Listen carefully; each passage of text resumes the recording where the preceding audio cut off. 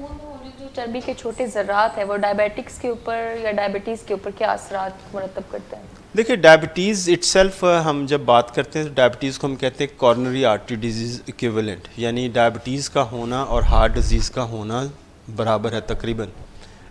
Aldous कि इसको भी चैलेंज किया गया है कि इसके बराबर नहीं है, लेकिन आप सादा लफ्ज़ों में एक मरीज़ को ये याद रखना चाहिए कि अगर उसको हार्ट डायबिटीज़ हो गई है तो ऐसे अपने आप को ट्रीट करे कि जैसे वो हार्ट डिज़ीज़ का पेशेंट है, हालांकि चे जाए कि उसको हार्ट डिज़ीज़ नहीं है, उसी तरह करनी चाहिए। तो उसको अपने लिपिड्स बड़े अच्छे कंट्रोल करना, अगर वो लिपिड्स को कंट्रोल नहीं करता तो उसके हार्ट अटैक का ख़तरा बढ़ जाता है। बाज़ औक़ात ऐसे होता है, आपने बहुत सारे देखा होगा ना कि हम शुगर का इलाज कर दी, इंसुलिन भी दे दी, गोलियां भी दे दी, उससे लिपिड्स इंप्रूव होते हैं। डेफिनेटली जब अच्छा कंट्रोल होता है तो आपका कोलेस्ट्रॉल लेवल इंप्रूव करते हैं, बाकी अच्छा कोलेस्ट्रॉल बेहतर होता है, बुरा कोलेस्ट्रॉल कम होता है।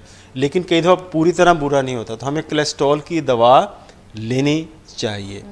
अच्छा, बहुत सारी एक बड़ी कंट्रोवर्सी जो आप सोशल मीडिया पे देखते हो जी, कि जी ये फ़लाँ रिसर्च हुई है जी, हालांकि उसका कोई उसको कोट नहीं किया जाता कि जो कोलेस्ट्रॉल वो लोअर करने वाली दवाएं ये बंद कर दी गई हैं, ये बंद कर दी गई हैं, ख़त्म कर दी गई हैं, इसका कोई रोल नहीं। हालांकि मेरी एक दफ़ा यूके में बात हुई प्रोफेसर नील पोल्टर से, जो बहुत बड़े कार्डियोलॉजिस्ट हैं वहाँ पे, रॉयल कॉलेज के साथ एसोसिएट हैं। तो मैंने उनसे यही सवाल किया कि सोशल मीडिया पे ये लोग कंपेन चलती है कि ये स्टैटिन्स ना दिया, जो यानी स्टैटिन हम कहते हैं जो कोलेस्ट्रॉल को कम करने वाली दवाइयाँ देते हैं, तो ये ना दी जाए। वो कहते हैं जी अगर मुझे कोई आदमी कहे कि ये एक शुगर का मरीज़ है और आपने इसको सिर्फ एक ही गोली देनी है, तो कहता है मैं उसको शुगर की गोली नहीं दूंगा, मैं उसको स्टैटिन दूंगा।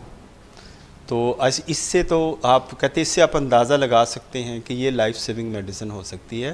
तो आपको अगर आपका डॉक्टर स्टैटिन देता है, कोलेस्ट्रॉल की दवाई देता है, उसमें उसका होता है कि क्या आपके टारगेट पे आप आ रहे हैं कि नहीं है। टारगेट मैं आपको बता देता हूँ जो हमें होने चाहिए कि हमारा जो टोटल कोलेस्ट्रॉल वो 200 मिलीग्राम से कम होना चाहिए। ये मैं डायबिटिक पेशेंट की बात कर रहा हूँ। और हमारा जो ट्राइग्लिसराइड है वो 150 मिलीग्राम पर डेसीलीटर से कम होना चाहिए।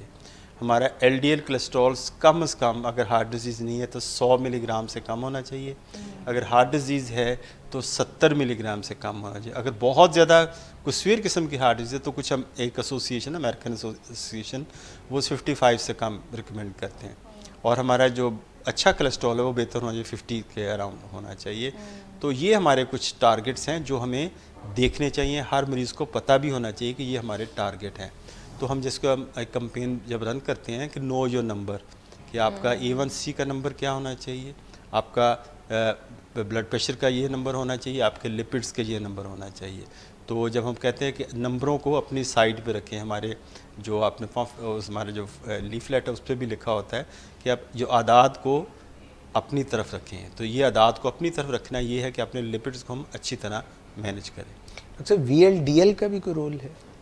VLDL बेसिकली इनडायरेक्ट है। जब आपका ट्राइग्लिसराइड बढ़ता है तो VLDL भी बढ़ जाता है। तो ट्राइग्लिसराइड के साथ ये लिंक्ड है।